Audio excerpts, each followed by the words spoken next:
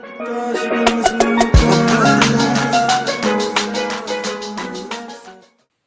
thanks for joining me. Today I'm going to be exploring this identity here. It's 1 plus 2 plus 3 plus 4 plus 5 all the way up to n equals n plus 1 over 2.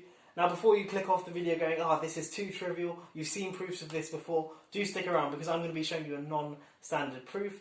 There are two, I guess, very standard ways to prove this, one by induction and the other way by sort of reversing this sum, then adding them up and noticing that everything equals the same, then divided by 2. But today I saw this quite neat argument and I thought I'd share it with you. So I've got the case n equals 4 here. So I've got one circle here, plus 2 circles, plus 3 circles, plus 4 circles. So essentially I want to count the number of circles here. Now notice that any circle here has a corresponding 2 circles in the bottom row. So on the bottom row I've drawn 5 circles. So this circle here, sort of drawing the diagonal line down from it, corresponds to this circle and then this circle. And similarly, if I choose, say, that circle there, it corresponds to this circle here and this circle here.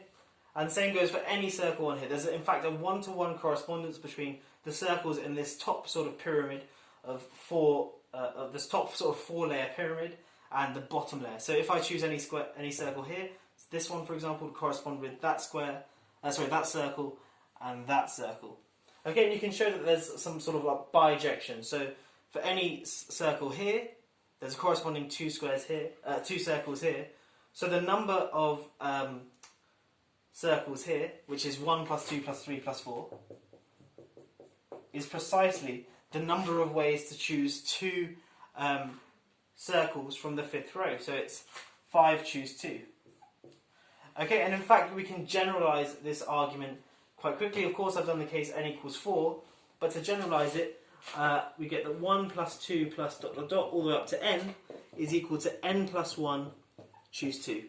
Okay, so let me just quickly go over what I did. I'm looking at the case n equals 4, so you draw an n-layer pyramid, so here's a 4-layer pyramid, and then add an extra layer and separate it with a line.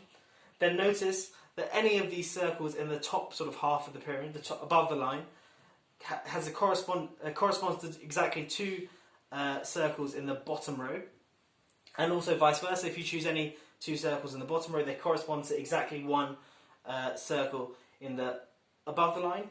Okay, so the number of circles above the line, which is precisely this thing here, is exactly the number of ways you can choose 2 circles from the bottom row, and there are n plus 1 circles in the bottom row, and obviously the number of ways you can choose 2 of them is n plus 1 choose 2. Okay, so let me run off this diagram and hopefully the rest follows quite nicely. Okay, so 1 plus 2 plus all the way up to n is n plus 1 choose 2. And now this thing here, just using the definition of n choose r, is n plus 1 factorial divided by n minus 1 factorial times 2 factorial. Now of course 2 factorial is just 2, but n plus 1 factorial is n plus 1 times n minus 1 factorial, and that cancels nicely with the n minus 1 factorial on the bottom. So all in all, we're left with 1 plus 2 plus all the way up to n is equal to n times n plus 1 on 2, just as we expected. Perhaps you've not seen that proof before. I thought it was really neat. Of course, standard ways, either using induction or just using the reverse argument, but I thought this was quite beautiful. The fact that you can show that counting these things in one way, these circles in one way, gives you this sum here, but counting them in another way, showing that, or noticing that there's a correspondence in that pyramid drawing I had earlier between the bottom row and the layers of the pyramid above the line.